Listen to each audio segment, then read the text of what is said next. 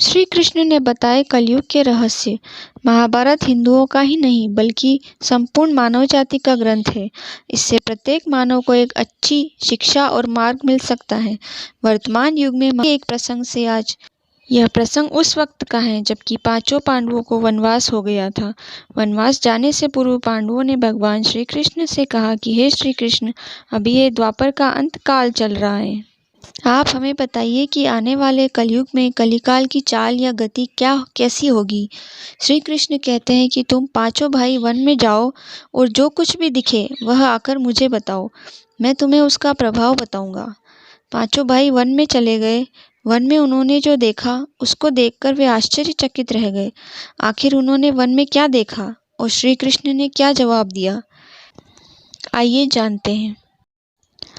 पांचों भाई जब वन में रहने लगे तो सारे भाई अलग अलग दिशाओं में वन भ्रमण को निकले।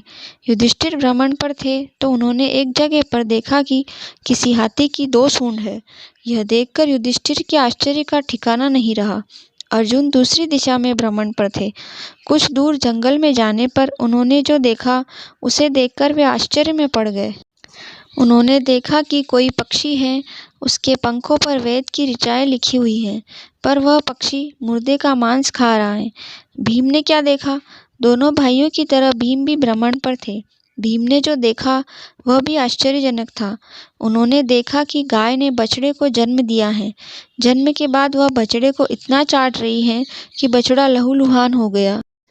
सहदेव जब भ्रमण पर थे तो उन्होंने चौथा आश्चर्य देखा कि 6-7 कुएं हैं और आसपास के कुओं में पानी है, किंतु बीच का कुआं खाली है। बीच का कुआं गहरा है, फिर भी पानी नहीं है।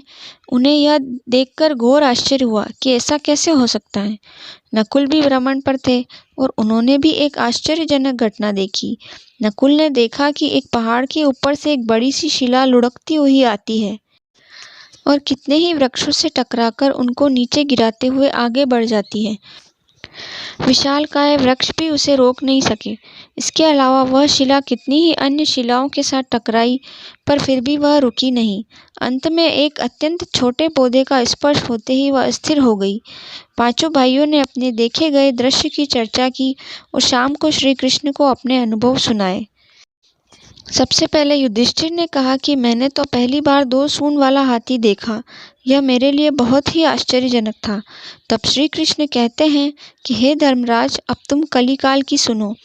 कलयुग में ऐसे लोगों का राज्य होगा जो दोनों ओर से शोषण करेंगे, बोलेंगे कुछ और करेंगे कुछ, मन में कुछ और कर्म में कुछ।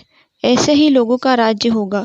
इससे तुम पहले ही राज्य कर लो। युधिष्ठिर के बाद अर्जुन ने कहा कि मैंने जो देखा वह तो इससे भी कहीं ज्यादा आश्चर्यजनक था। मैंने देखा कि एक पक्षी के पंखों पर वेद की ऋचाएं लिखी हुई हैं और वह पक्षी मुर्दे का मांस खा रहा है। तब श्री कृष्ण कहते हैं कि इसी प्रकार कलयुग में ऐसे लोग रहेंगे जो बड़े ज्ञानी और ध्यानी कहलाएंगे। वे ज्ञान की चर्चा तो करेंगे लेकिन उनके आचरण राक्षसी होंगे। बड़े पंडित और विद्वान कहलाएंगे किंतु वे यही देखते रहेंगे कि कौन सा मनुष्य मरे और हमारे नाम से संपत्ति कर जाए। हे अर्जुन, संस्था के व्यक्ति विचारेंगे कि कौन सा मनुष्य मरे और संस्था हमारे नाम से हो जाए। हर जाति धर्म के प्रमुख पद पर बैठे कि कब किसका श्राद्ध हो, कौन कब किस पद से हटे और हम उस पद पर चढ़े। चाहे कितने भी बड़े लोग होंगे किंतु उनकी दृष्टि तो धन और पद के ऊपर ही रहेगी। ऐसे लोगों की बहुतायत होगी, कोई विरला ही संत पुरुष होगा। अर्जुन के सवाल के बाद जब भीम ने अपना अनुभव सुनाया तो भीम ने कहा कि मैंने देखा कि गाय अपने बछड़े को इतना चाटती है कि बछड़ा लहूलुहान हो जाता है। श्री कृष्ण ने कहा, कलयुग का मनुष्य शिशुपाल हो जाएगा। कलयुग में बालकों के लिए ममता के कारण इतना करेगा कि उन्हें अपने विकास का अवसर ही नहीं मिलेगा। मोह माया में ही घर बर्बाद हो जाएगा। किसी का बेटा घर छोड़कर साधु बनेगा तो हजारों व्यक्ति दर्शन करेंगे, किंतु यदि अपना बेटा साधु बनेगा तो सब रोएंगे कि मेरे बेटे का क्या होगा। इतनी सारी ममता होगी कि उसे मोह माया और परिवार में ही बांध कर रखेंगे और उसका जीवन वहीं खत्म हो जाएगा। अंत में बेचारा अनाथ होकर मरेगा। वास्तव में लड़के तुम्हारे नहीं हैं, वे तो बहुओं की अमानत हैं और लड़कियां जमाइयों की अमानत है और तुम्हारा यह शरीर मृत्यु की अमानत है। तुम्हारी आत्मा परमात्मा की अमानत है। तुम अपने शाश्वत संबंध को जान लो, बस। भीम के बाद सहदेव ने पूछा, हे श्री कृष्ण, मैंने जो देखा उसका क्या मतलब है? मैंने यह देखा कि 5-7 भरे कुओं के बीच का कुआं एकदम खाली है, जबकि ऐसा कैसे संभव हो सकता है?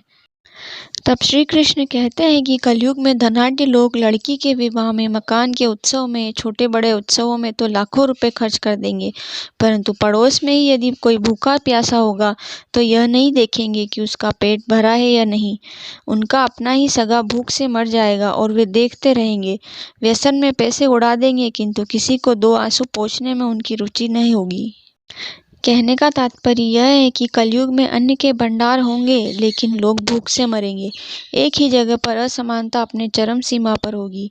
सहदेव के बाद नकुल ने श्री कृष्ण को बताया कि मैंने भी एक आश्चर्य देखा। वह यह कि एक बड़ी सी चट्टान पहाड़ से लुढ़की, वृक्षों के तनों और चट्टानों उसे रोक न पाए, किंतु एक छोटे से पौधे से टकराते हुए वह चट्टान रुक गई। तब श्री कृष्ण ने कहा, कलयुग में मानव का मन नीचे गिरेगा, उसका जीवन पतित होगा।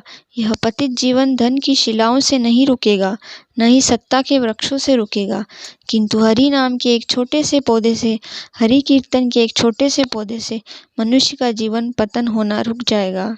श्रीमन नारायण नारायण हरि हरि। दोस्तों, वीडियो कैसा लगा कमेंट करके ज़रूर बताएं, और अगर अभी तक आपने मेरे चैनल को सब्सक्राइब नहीं किया है तो प्लीज़ चैनल को सब्सक्राइब करें, वीडियो को लाइक करें और बगल में जो घंटी दी हुई है उसे ज़रूर दबाएं, जिससे आगे आने वाली वीडियो का नोटिफिकेशन आपको जल्दी मिल सके। राधे राधे।